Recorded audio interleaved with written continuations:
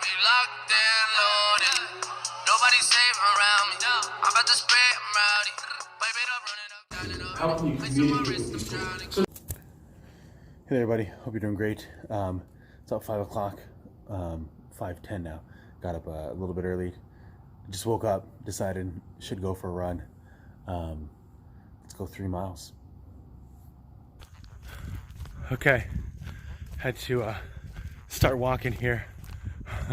Had about 0.8 miles. Feeling a pushing, so gotta go take care of that. Then we'll hit out 1 more mile. All right, took the break. Let's go do 1 more mile. All right, everybody, there we go. Got the mutual run in here on Tuesday, 3 miles. It's about 6. I had to take my little break there.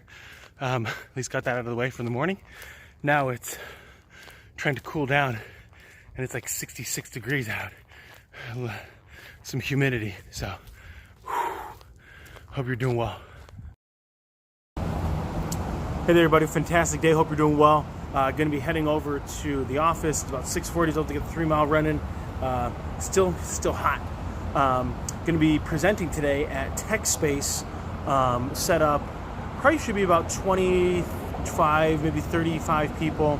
That's how many of the RSVP'd yeses through the Outlook invite, and doing about social media in a compliant world and being able to go beyond, just selfies and pictures of food.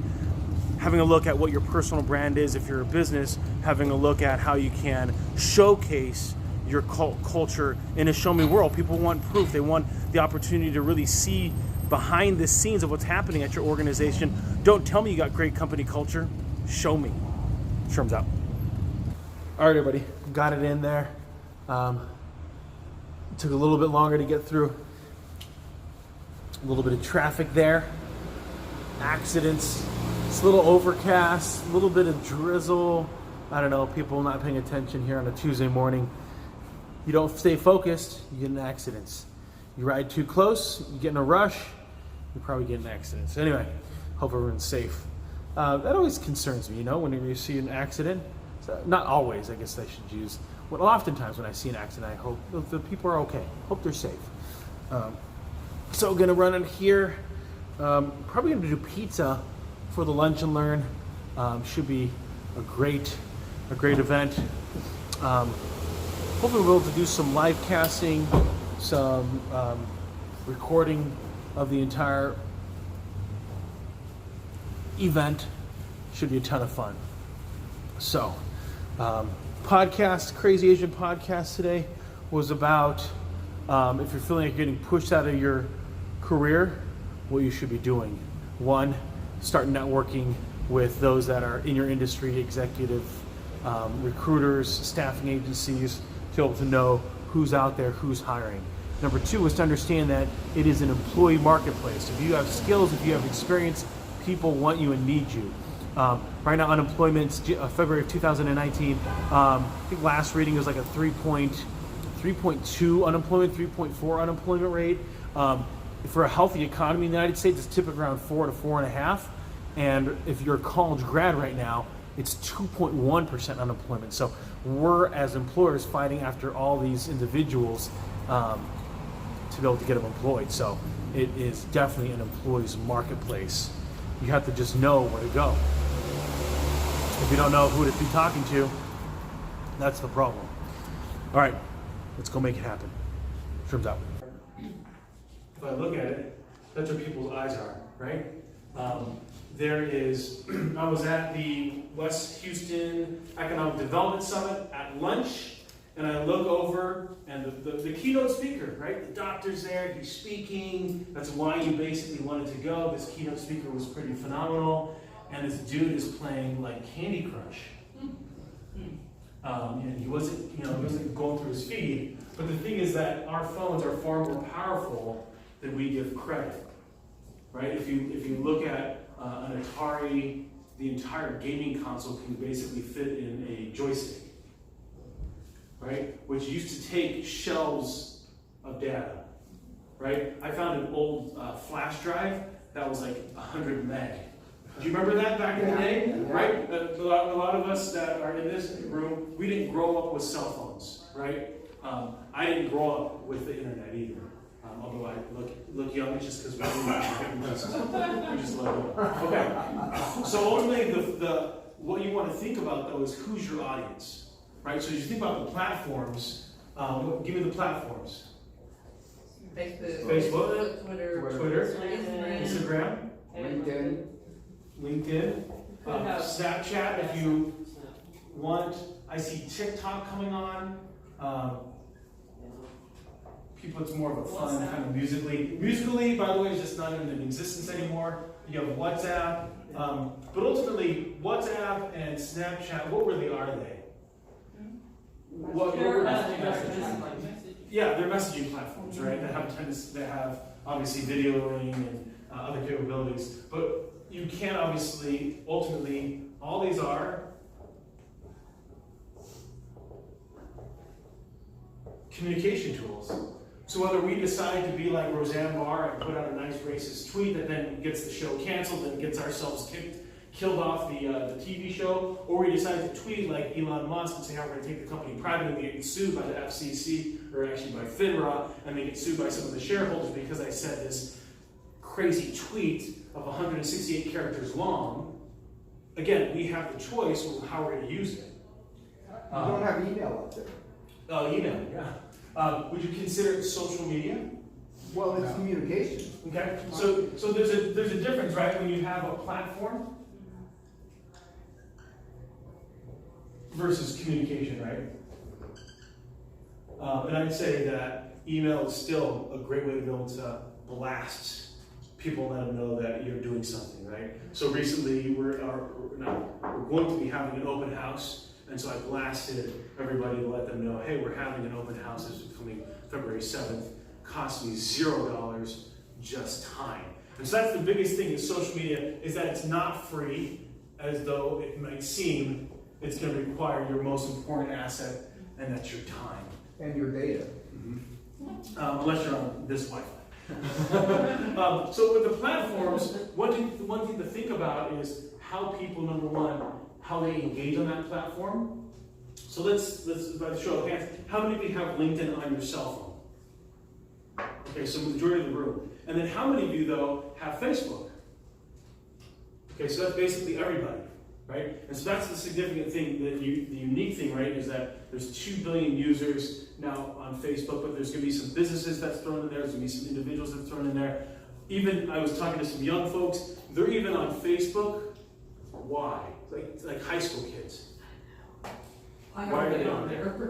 Because their friends are. Because everybody else is on there, right? Now they don't want to be seeing the posts that mom and dad are talking about, but at the same time they want to make sure that they're part of the conversation. There's so much that's going on with Facebook, they don't want to be missing out.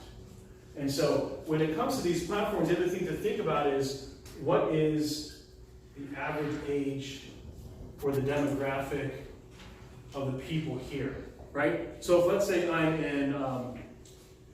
in real estate, and the average buyer I end up talking to is in their 40s, so they're on their second home. Facebook is a great place. Instagram, not so much. What's the average age of Instagram? About-ish. I don't know if they're going to hold you to the exact number.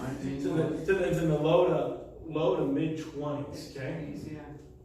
So I see a lot of people that are like, well, then why would I have a presence on Instagram? Well, how many of you plan on being in business in 10 years?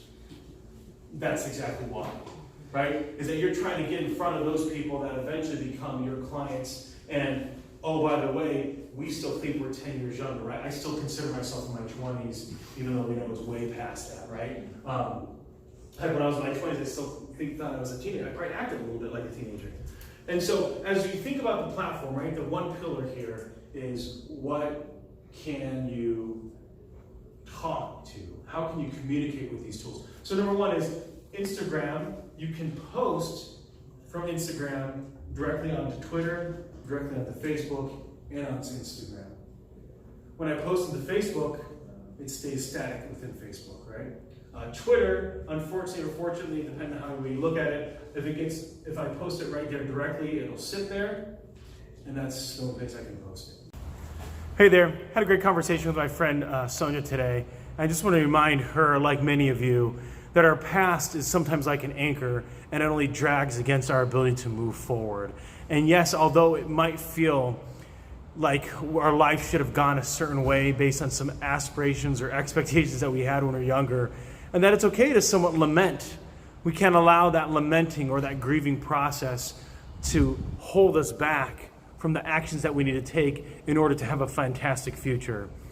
Too often, I think we find ourselves wallowing in, sometimes it's self-pity, sometimes it's in a form of not clinical depression, but a depressive state, and we don't know how to move forward when the only recipe for that is to actually do something different. And so I'd encourage anybody that finds themselves in a rut of negativity, the only way to get yourself into the path of positivity is by doing something. Sherm's out. All right, here we are, daily vlog. The meeting went well. Here's a little clip. It's 5 minutes long. Talked about the 4 pillars of social media, knowing the platform, knowing, Facebook, Twitter, Instagram. We spent a lot of time on some of the functionality of the platforms and being able to post. Then we got into the content creations, right? So you're either creating it on your own because you're creative. Number 2 way of creating content is to be able to share it, just that you've heard somebody else do it and you've retweeted it, you're resharing it, you're reposting it, or you're DJing it, so you're putting your own spin on it. And then the last one is journaling. So you're giving your own thoughts on what's happening in your world right now, and that can be powerful. The next one, 3rd pillar, is posting. So it's tagging or individuals, tagging businesses, because then you're piggybacking on their following. You can also then make sure you use hashtags to make your searches found through the hashtag method.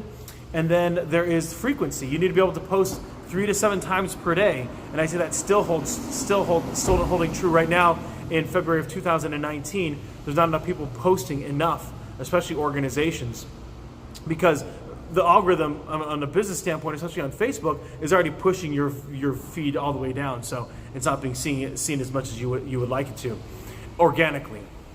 They want you to pay to play.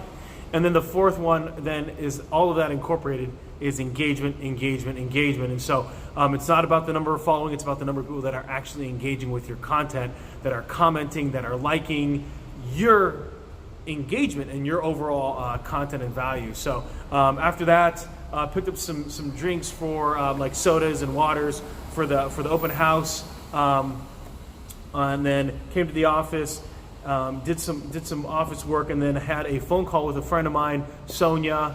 I'm going to put that clip in here. And sometimes we go through some tough moments, and so it was just great to connect with her. Someone that I had, when I first got into the industry, post college. So a friend of mine for a very long time, and glad that we were able to finally connect. So we're going to go fight this traffic and head home. Want to do another 3 miles or so. Sherm's out. All right, let's go for another run here, 3 miles. Today is a Tuesday, so we'll call this the mutual run. Mutual run. The boys are all here.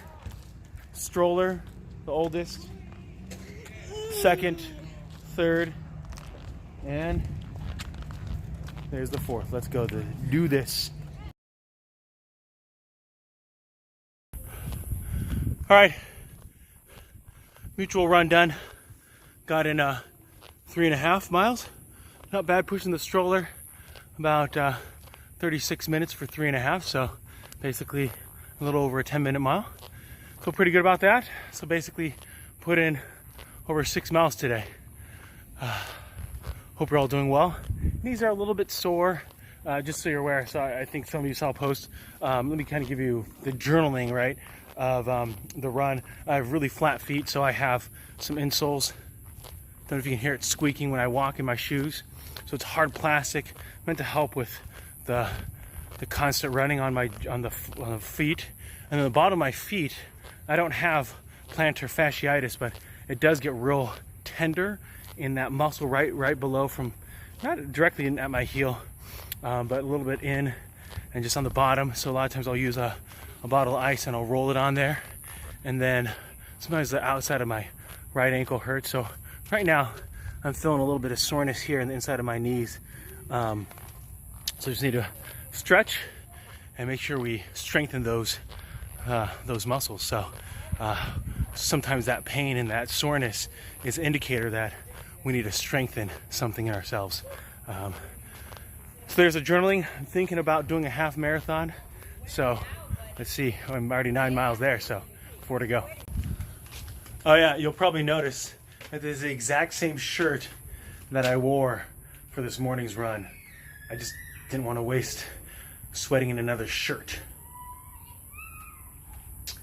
I don't know, is that cheap? Lazy? I like to think it's strategic. It's getting sweaty, it needs to get washed. Just do it once in a day. Luckily, I have the Korean jeans that I don't need to use deodorant, and I smell terrific. It's true. If you were to meet me face to face, you'd say, hey, it smells pretty good.